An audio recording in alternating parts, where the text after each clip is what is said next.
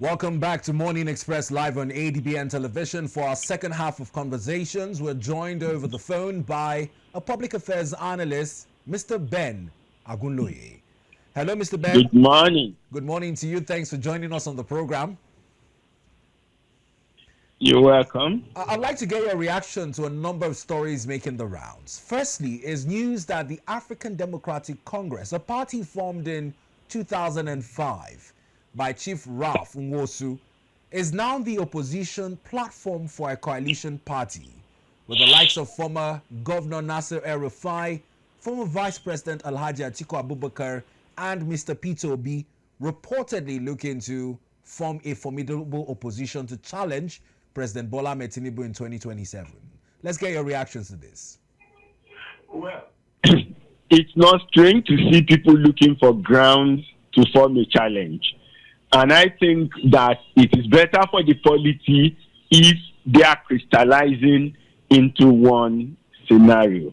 Like who would always said, 2027 is for the incumbent to lose, right? He can determine whether he win or he lose. Why do we say that? If the economy improves between now and then, if the infrastructure promises are in place, if some of the ongoing efforts are sustained, and life is better for majority of the people, obviously it does not matter the forces gathering against him. I think that the people would rather stay with him than stay with them. So for me, their coming together is good for the people, because that means there is an alternative. That may not, their coming together may actually not make them credible. Because when you talk about mixture, beans is beans, maize is maize. But when you mix the two together and there are shaft and stone in them, it becomes not so palatable for some individuals to eat. So, to a large extent, therefore, their coming together may not be in the best interest of the masses or of the people. However, their being together is good for them to have a platform to challenge. And that should put pressure on the president, in my opinion, to perform. Now, talking about the interest of the masses, the Oyo State governor had quite an interesting position on that. He says, regardless of whatever defections or coalitions, that the 2027 elections would be APC versus Nigerians. Let's get your thoughts. How does this shape up opinions on performance of the current administration? That's exactly what I'm saying. 2027 is for the president to lose. If he decides to hone in on his efforts between now and then, AEDC and the discos are messing up, the Gencos are messing up. If we decide to look, the battery manufacturing factories that are coming up, if they decide to work, and you are able to give people off-grid electricity and people are happy with what they have, you are able to possibly expand the CNG more. If the price of fuel comes down, if the price of food comes down, then the president will have been able to reach out to the masses. So it does not matter what opposition or coalition that exists anywhere. That's why I also agree, because it's already in office, the contest for 2027 is between him and the people. If he is able to meet the need of the people will stay with him. It doesn't matter the credibility or the title that the opposition chose to carry. Now, in terms of the opposition even getting their house in order, Mr. Peter Obi is captured as saying that he would not take a vice presidential position as offered in any coalition party, that the only coalition he's looking forward to is one that addresses poverty and hunger and ends bad governance. Do you think, in terms of personal ambitions, the ADC might have quite a headache in nominating a flag bearer and a running mate? Well, basically, politicians will be politicians. Their ambition will remain their ambition. Even when they tell you verbally, we don't have ambition, we care about the people, the answer is always no.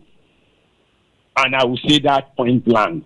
Yes, he's not going to take a vice president slot, and I don't expect anybody from the South going to 2027 to accept a vice presidential slot. The South should produce the president, and that is very clear. So if the opposition cannot find an alternative from the South to the incumbent, then they are not ready to contend for the seat. That's the practical reality.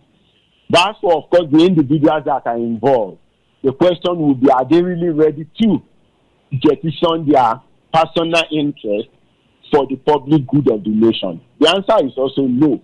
If you ask me, however, the credible alternative from the south must be somebody below 60. Everybody above 60, in my opinion, are not an alternative to the incumbent. It will be same of the same or more of the same. That is if we are even lucky. Otherwise, whoever will come in that is above 60 will be worse than the incumbent.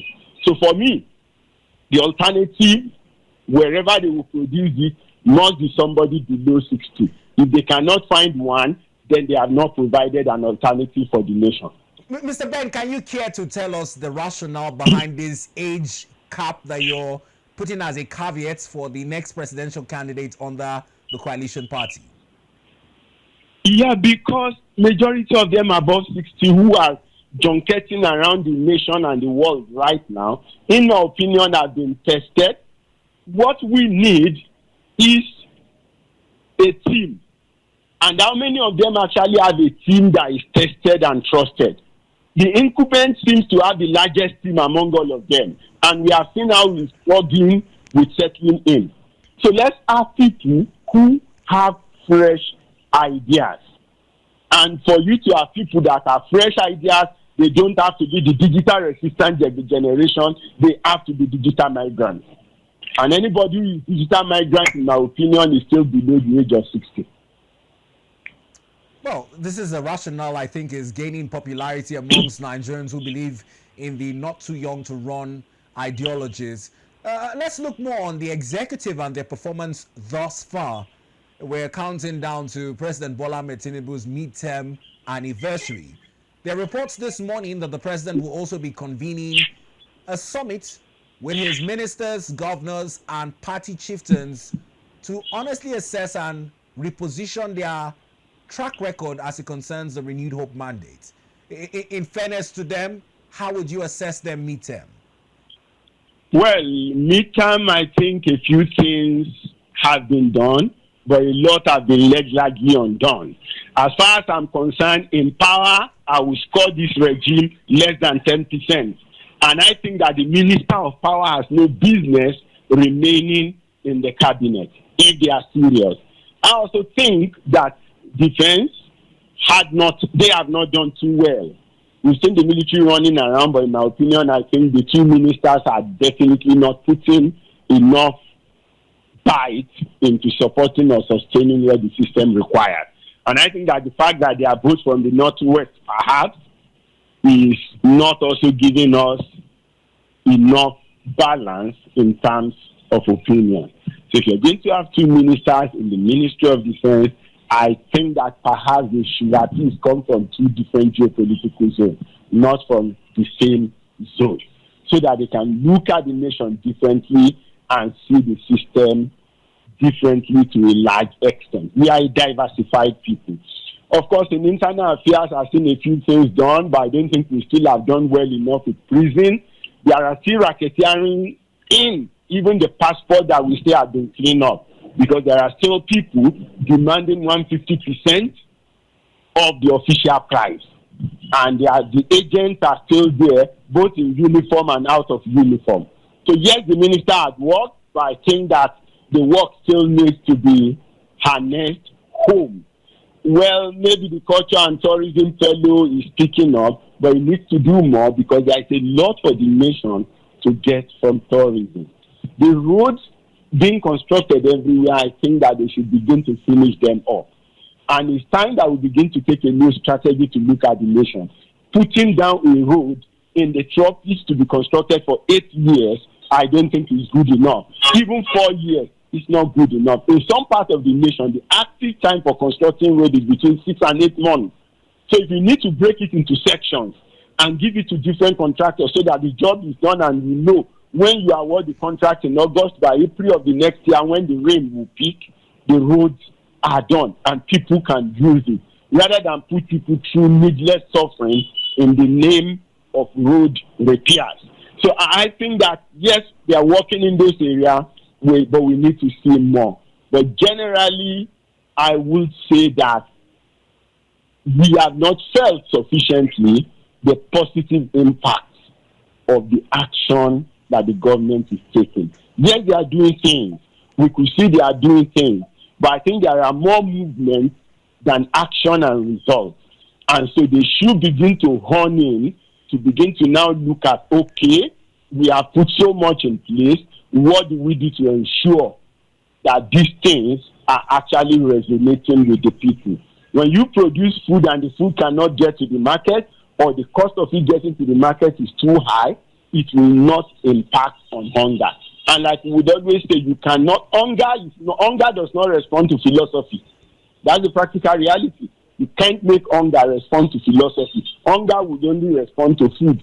And the food, if the food is not there, then the hunger remains and can lead to anger.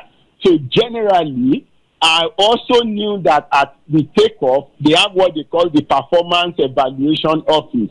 So unfortunately, I don't think we have seen enough results from the madam. We have not seen enough reports. At least we would have expected that maybe month to month there will be tracking to show the performance of each of the ministers. And that way, they would either have adjusted or be fired. Or at least the people would have been able to see from outside, okay, this is the internal measurement that you are giving the people. But in my opinion, I think that office of special advisor on performance evaluation had not really been out there showing people what is happening on the inside. Now, talking about some rejigs, like the president had promised that the start of the new year, after his first year in office, that he would fire non-performing ministers. He had suspended some, rejigged his cabinet, but particularly the humanitarian ministry, despite getting a new minister in Professor Nyesom, is more or less one that hasn't been seen in the news to be doing as much. Let's get your honest assessment of the humanitarian ministry under Professor Nyesom.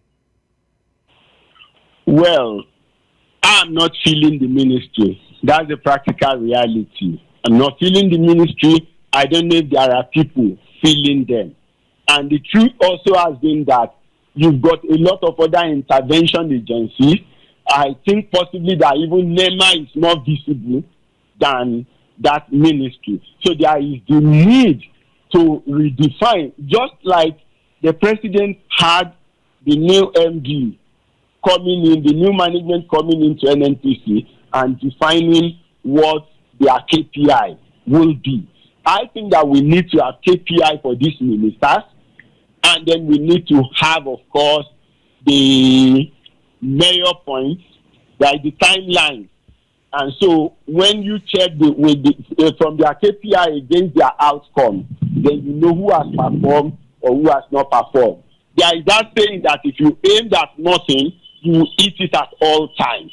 So I think that there has to be clearly defined key performance indicator for each of the ministries, and there has to be set milestones so that when you fail the milestone, right, you know that you have failed on your KPI. Even without anybody asking you to step down, you should know that your command is incompetent and you need to either buckle up or step aside. Now, talking about KPIs, the President Bola Tinubu administration is one that would always be seen as a post-subsidy administration, promising the gains of subsidy removal. Would you say that after 2 years, we have seen some of those gains in terms of a reduction in the cost of transportation, the promise on CNG, and also increased allocation to states?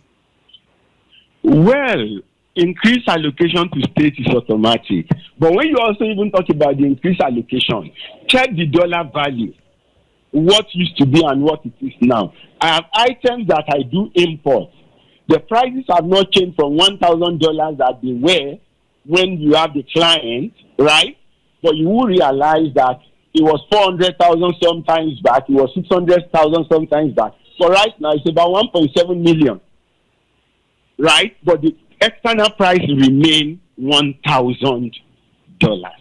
So it means that if I was getting allocation for 400 before, if I'm now getting 1.67 million, there is no difference.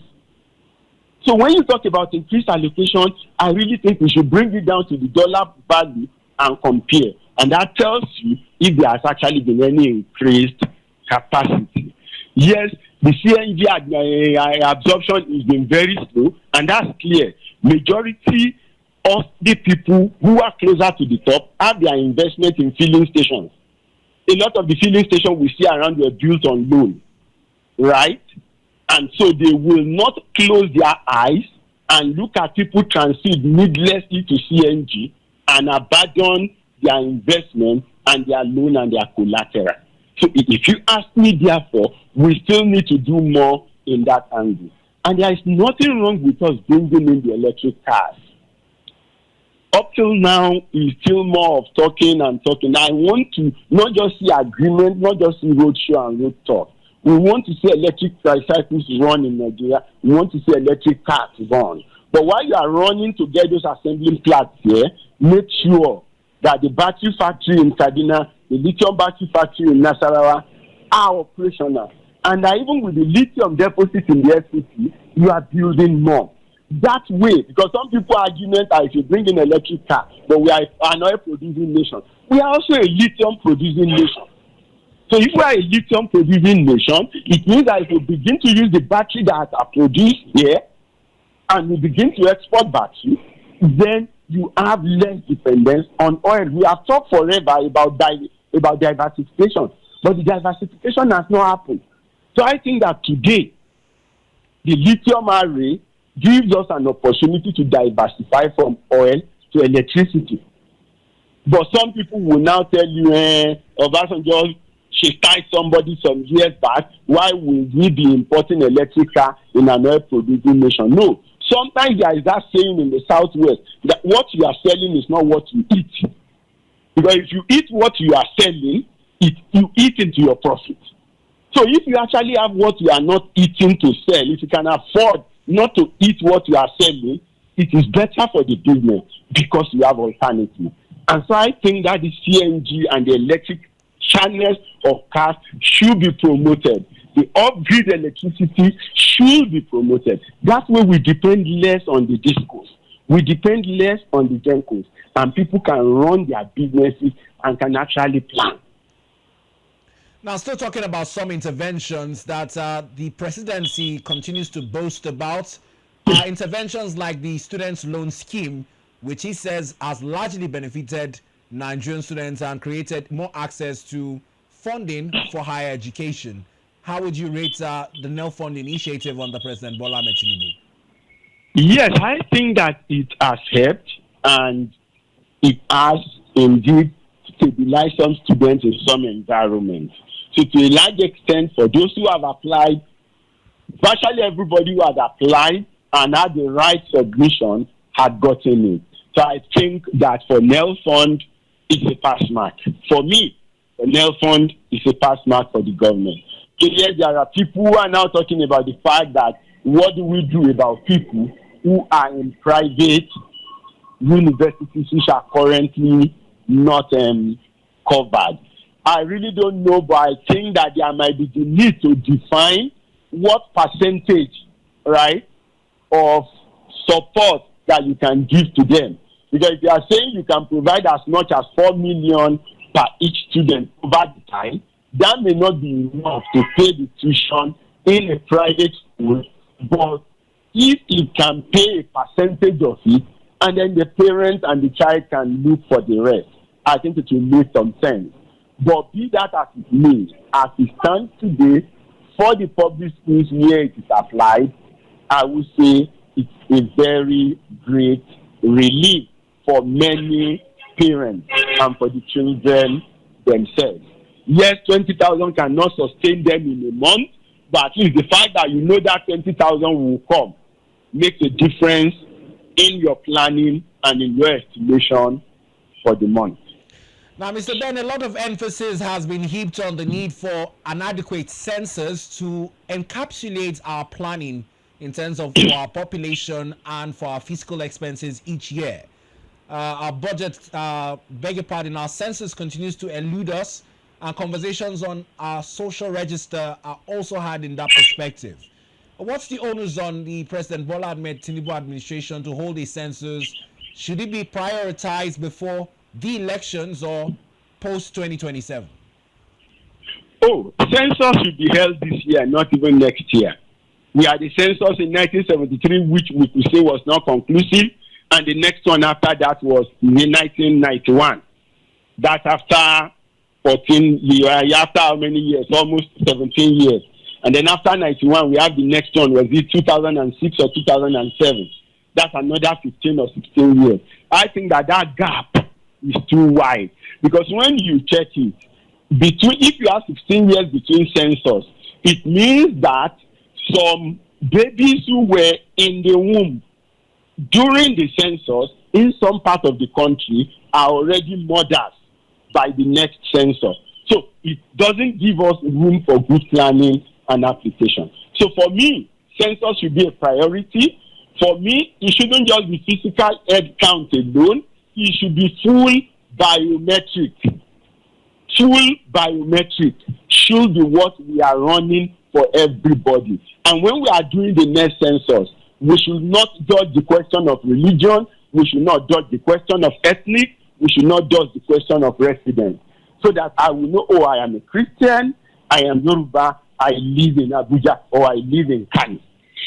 So when you are looking for people who live in Kano, you can pull their figures together. When you're looking for the Pasange people that live in Kano, you can get the figure. When you are looking for the Igbos in Kano, you can get the figure. When you're looking for the Birom people in Kano, you can get the figure.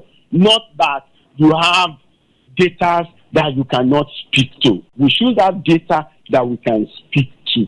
And every tribe, no matter how small, should be recognized.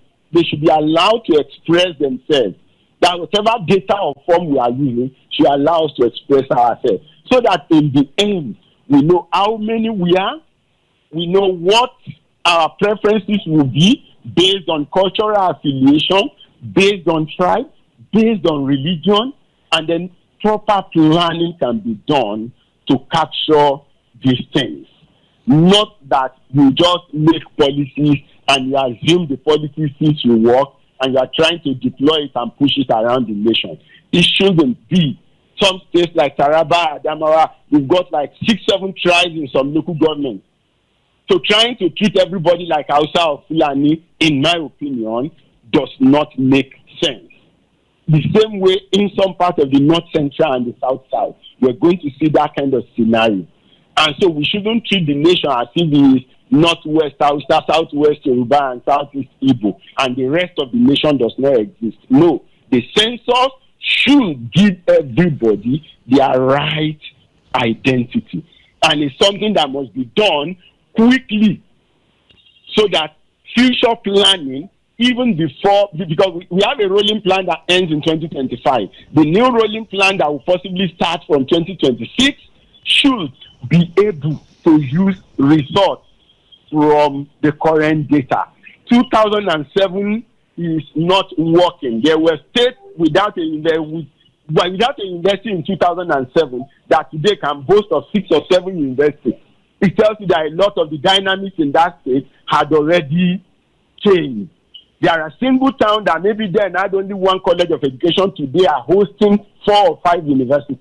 So a lot of data, a lot of things have changed, and the census must be ready to reflect that, to define who we are, where we live, what we believe, what we do, how we live, and then you can appropriately begin to plan accommodation, transportation, employment provision, and the rest of that.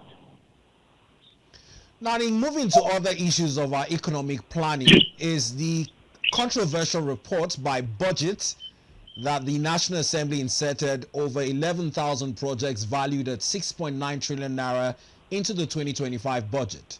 It's sparked a lot of debates and concerns as to issues and allegations of misappropriation, fiscal rascality. This is some of the conversations that are are being had in light of the 2025 budget. Let's get your thoughts on this. Well, this is what I think, and I would always insist. We are a parliamentary people. So the presidential system will definitely never give us the right things that we should do. And that's the problem. That's why you're talking about constituency projects, because the governor is doing something, the people in the locality or the constituency wants to see what you have done. You look at the little Natasha argument, people keep saying, no, see projects he has attracted to Kogi. But the question will be, how well does he even understand the process and procedures of lawmaking in the Senate? You can call his ability to be as a senator on the floor of the Senate to question. If you watch a number of sittings where he has been present, like speaking when she's not recognized and she would have to apologize, speaking from the wrong position, submitting petition that is not signed according to the rule. But when you go to his constituency, people are shouting, no, he has done this for us, he has done that. I think the job of the lawmakers ordinarily should have been to make law. But unfortunately, we have reduced it to what project they can attract to the constituency, to the number of people they can give employment to. So what we then need to transit to from that point is not about whether they have brought in 6.7 trillion into the budget. It is that if and when those funds are released, are they applied to the project for which they were assigned? So if you say you are going to do 10 boreholes and this figure has been assigned for the 10 boreholes, what I would expect is, rather than criticize or condemn whether there was budget for the borehole or not, it is to check if were the funds released. If the funds were released, were the project executed? I don't know if you get what I'm saying. So we should brace up to monitor the project to ensure that whatever funds are given to these lawmakers or assigned to the project introduced by the lawmakers, that the funds are judiciously expended. So if the roads are done and the boreholes are done and the street lights are done, it will still be infrastructure in the nation. So far, they have not put it there as launch allowance, and I'm sure that is not what it is. So rather than always looking for opportunity to like knock and knock, I don't think it should be knock and knock. It should be looking at list out the project that money cover, and let every constituency have a list of the projects that has been put in their constituency on that paper. Now, between now and when the budget is fully lifespan has expired, if those projects are not done, the people of the constituency can begin to hold the lawmakers responsible, right, for the failure to execute the project. And that's what I call due diligence. That's what I call accountability. So it shouldn't be accusation, but it should be making solid provision to make the lawmakers accountable for the projects that are domiciled in their constituency or that are introduced by them for their constituency. Well, let's move on. Very well said. We'll move on to our next item in the news, and this is about the FCT. You've brilliantly itemized how budgets should be executed. In the FCT, the minister defended the 1.78 trillion naira budget, emphasizing that he intends to prioritize 85% of it on project completions. It's coming at a time when the FCT has been heavily criticized for a lack of adequate attention on its education and health sectors, with recent strike by doctors and teachers. Let's get your honest assessment of the FCT's budget and the plans by the minister to prioritize completion of infrastructure projects. Well, prioritize completing infrastructure projects, for me, it shouldn't be relegated. It should also be in the front burner, because whether you like it or not, allowing the projects to linger also have their direct effect on the health of the people and the environment. Now, some of those projects will eventually still service both the health, the education sector, and some other section of the society. However, completing infrastructure does not negate the need to ensure that the health and education in the FCT is well taken care of. Now, there is a Senate committee on the FCT. There is a senator that represents the FCT. There is a House committee on the FCT. There is a senator that about 3 House of Rep members that represents the FCT. So what are those committees doing to ensure that health and education projects in the FCT, whether by the federal or by the FCT administration, are well taken care of? Now, so the question will be that if you say health and education have been neglected in the past, it is a failure of the oversight function of the committees. We still remember there was the chairman Senate committee on FCT that was busy using FCT, that was busy getting projects from FCT into his own constituency in Kogi West. So what kind of oversight function will that person do in Buhari or in Kwali if his priority is to get personal constituency projects to his own constituency? So I think that there is a problem of oversight. There is the problem of monitoring and evaluation. There is the education board. There is the basic education board. So if the primary school is not working and FCT does not have a state assembly, I would expect that the secretary on education for the FCT, or maybe will now be a PAMSEC, as well as the primary or basic education board for FCT are brought into question. The House should summon them, do their investigation, and have the questions answered. And they would not have been crossing any platform because the FCT is governed by a minister, which means that everything under him is subject to the oversight function of the National Assembly. So let's see, where is the committee report or the public hearing held by either the Senate or House of Rep on education or health in FCT in the last 10 years? Now, I'm not sure we will find any. Now, Mr. Ben, that is a valid statement, because some of these projects that are being purported to be completed under the FCT Minister's administration, some of them span back to over a decade, and previous ministers, previous National Assembly oversight committees did little in probing why those contracts were approved, awarded, and not completed up until now. What do you say in that regard? No, that's what I'm saying, that if we are talking about problems, the problems is more with the National Assembly.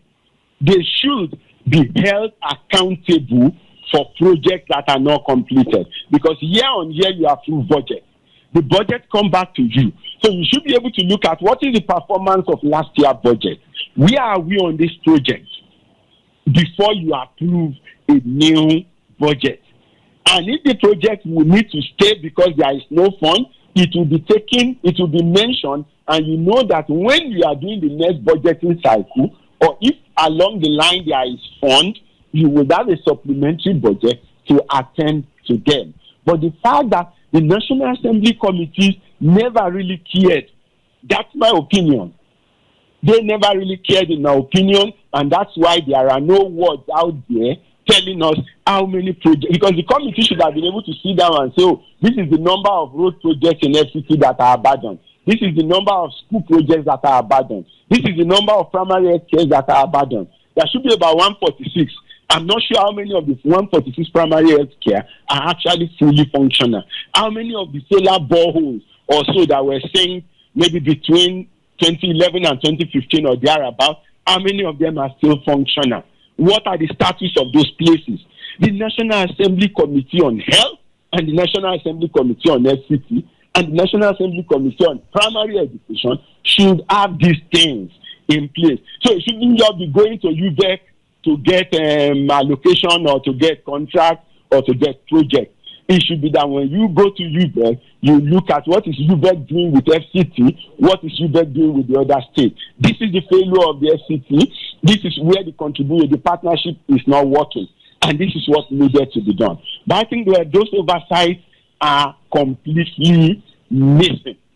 Those oversights are completely missing, and it's not good for everybody. Well, let's also take a listen to a report on this as filed in by our correspondent before we come back to discuss more issues in the news on the defense of the FCT budget of 1.78 trillion naira and the intention to prioritize 85% on it on project completion. Take a listen. We'll be right back to discuss more issues greeting the front burner this morning. Minister of the Federal Capital Territory, Barrister Nyesom Wike, arrived at the National Assembly to formally present the 2025 statutory budget proposal to the Senate. In his presentation, the minister proposed over 1.3 trillion for capital projects, representing 72.3% of the total budget. He explained that the funds are aimed at completing ongoing infrastructure projects and initiating new ones across the territory. Of the capital allocation, the Federal Capital Development Authority is to receive 801.5 billion naira, underscoring the administration's priority on infrastructure as a key driver of development in the nation's capital. When we mean ongoing projects, it's not that these projects were awarded by us. Projects that were awarded 2010, 2011, 2015, 2019.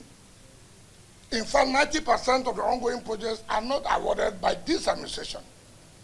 But it's in line, it is intended with the focus of this administration that look, government is a continuum. These are public funds. We cannot allow projects to just be abandoned simply because you did not award the projects. Let's continue to finish the projects. Then we'll talk about awarding new projects. Everybody has this kind of, if I go now, they will say, are you the one who awarded it? The issue is not who awarded, the issue is who finished it. Members of the Senate Committee on FCT, while deliberating on the proposal, commended the minister for his dedication and visible efforts in repositioning Abuja through aggressive infrastructure delivery. They also raised concerns on issues such as urban security, improved policing, and the rehabilitation of street beggars within the FCT. And looking at this budget on page 6, I saw, in my estimation, a factory of 78 billion. How would you utilize that 78 billion in view of the very serious, challenging security situation of the FCT? What FCT is presenting is one of the best budgets so far. And before I allow the flow for introduce picketing. They do that in Cairo. What I mean by picketing is that from 6 o'clock or 9 or 10 o'clock in the evening, you deposit or post police at every 200 meters. The committee expressed unanimous support for the 2025 FCT budget proposal. Senator Ireti Kingibe, representing the FCT, also praised the minister for his consistent commitment to transforming the capital city through projects and people-centered governance. Naomi Oleribe, AD. Well, you've heard it. The report is filed in by Naomi Oleribe, our FCT correspondent. We still have Mr. Ben Agunloye online this morning. Leaving the FCT, Mr. Ben, let's look at another burning issue of terrorism rocking Nigeria's northwest corridor. This morning, Governor Zulum has leveled hefty allegations against certain politicians and soldiers of the Nigerian army as being Boko Haram informants. He has also beckoned on President Bola Ahmed Tinubu not to listen to sycophants, but to listen to the military in terms of where we are in actuality in our fight against terrorism. What do you make of the position of Governor Zulum? Well, Governor Zulum is in the eye of the storm. He had been a commissioner in that state for infrastructure at the peak of the crisis. So I think that if there are people with if you are talking about repository of knowledge of the events in Borno State, nobody will be, as of today, in a better position than Governor Zulum, right? So to that extent, I will give him the right of whatever he has stated. Now, that there are people, politicians and maybe personnel who are giving information to dissidents, I will not rule that out. And why do we say that? From 1999, there was a strong change in the dynamics of recruitment across our forces, both security, the military, and the police. And what do I mean? In the past, it's more of, okay, you are interested, you struggle. Even when your father is a soldier and you tell him you want to be a soldier, he wants to be sure that you are competent enough to do the job. But what we got from 1999 is that the senators and the governors and the ministers began to, like, do I say impose or infiltrate or like constrain the system to take their candidates. Now, majority of people who were in government 1999 to 2007 today are outside government. Now, people who used to be in government are used to free money, so I will say, are used to free resources and a lot of things. But now being outside, some of them were never driven by patriotism in the first place. They were driven by what Fayose would call stomach infrastructure.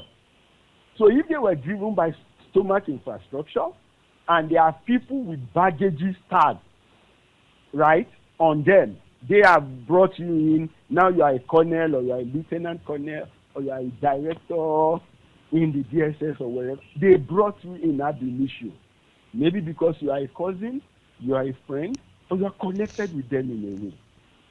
If they then need you to give them information or to carry out assignment for them, what people, the personal relationship, right? So I would say that to an extent, blood is thicker than patriotism, just like blood is thicker than generosity. So because of the personal and individual relationship, you expect that some people may have a carry-on baggage tag on them that can make them not to be sincere enough. There are also some who will do anything to paint the government of the day wrong, so that at least they still have a reason to talk, to be able to say, we said it, they cannot solve your problem, they would only add to it. And of course, there is that overall ground of what you may also call weakness of intelligence gathering. You know, when you talk security, I always say, look, when in the Southwest, we say something like, that is a job you are not sure the person you are sending will come back. You don't send your own children, right? You send other people's children. But we have loaded the military and the security system with children of the high and mighty. It means that there are certain assignments that you actually cannot send them. It doesn't matter the level of the training. There would always be some measure of external influence and external prayer. And because maybe the National Assembly, some other people control your budget, they are able to influence one way or the other. And then the other one also is, we say, Aremo Akeweje. Aremo is the crown prince. Akeweje is field commander. A crown prince, if you ask him to go and command the troop on the field, he will not command well. You know why? Because he has his eyes set on the throne. So he doesn't want to die. He wants to come back home and rule. He wants to always be sure what is happening at the center. So if we have therefore loaded our security forces with crown prince, then you also expect that certain assignments will not be properly carried out.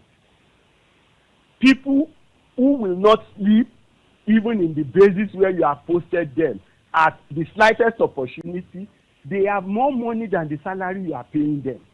So they can fly out of base. There are military people who should possibly be somewhere in Kogi who lives in Abuja.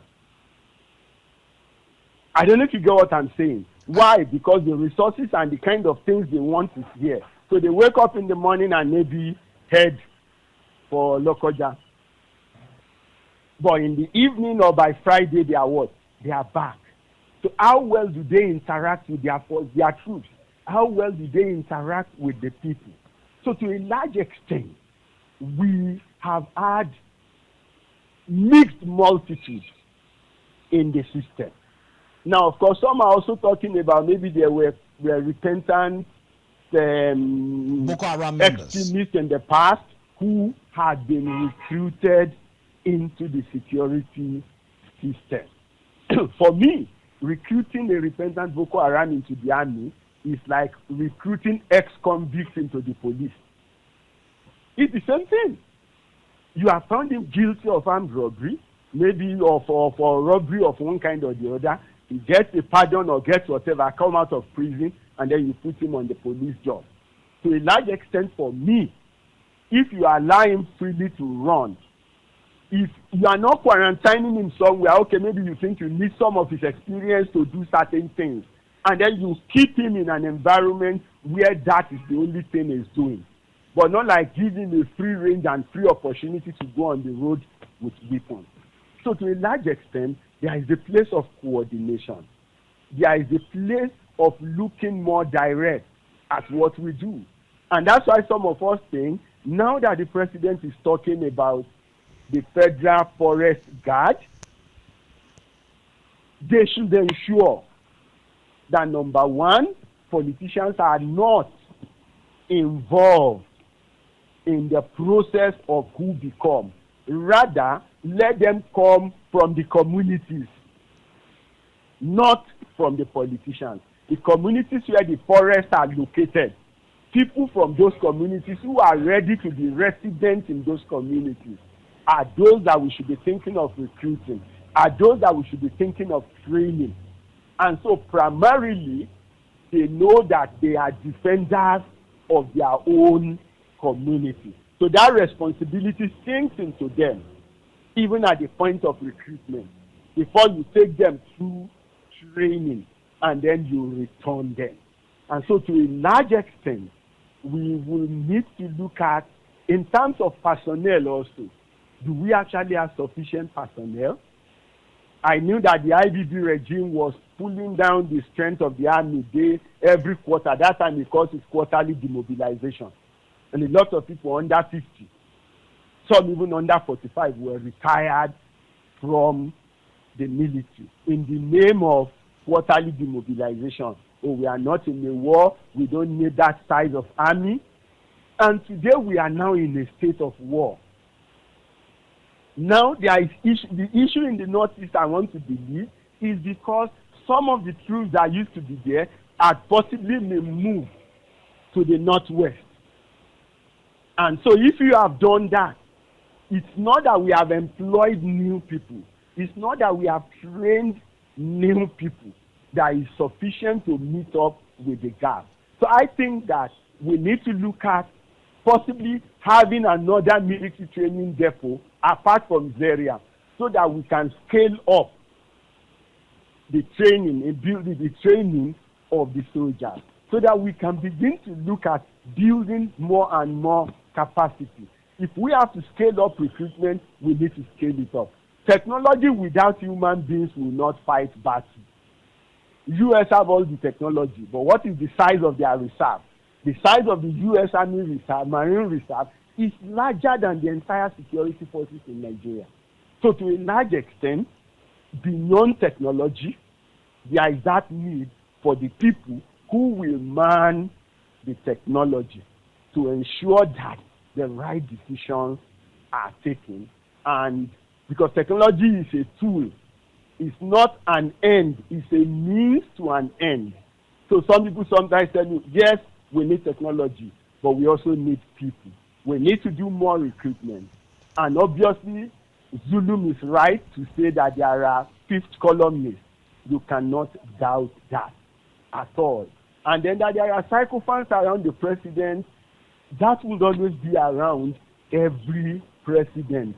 Remember, what was the name of that book in those days? Animal Farm. There was the squealer gang who are boo-boo-sellers for Napoleon.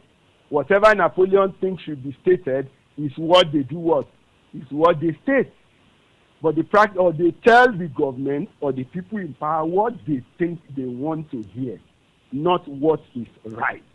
And that's why, like, if you go back to the metrics, monitoring and evaluation within the president's office, where is that record? The person who is responsible for performance review, what is he saying about the different strategic military commands?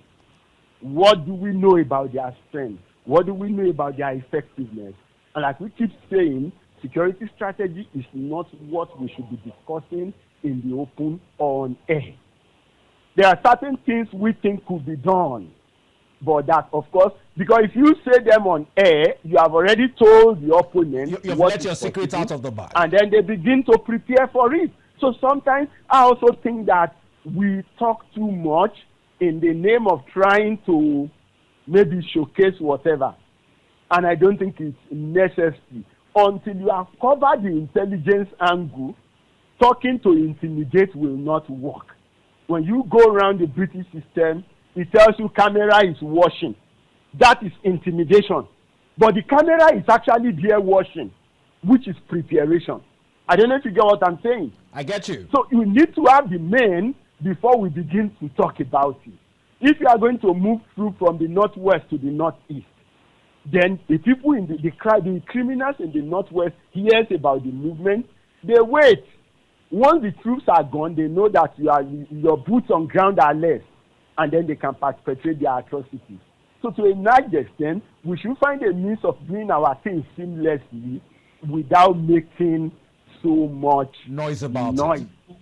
Well, Mr. Ben Agunloye, we noise. appreciate you for a very robust, elaborate, and in-depth analysis as you've spoken to the issues in the news this morning. You're welcome. We wish you the best of the rest of today as well.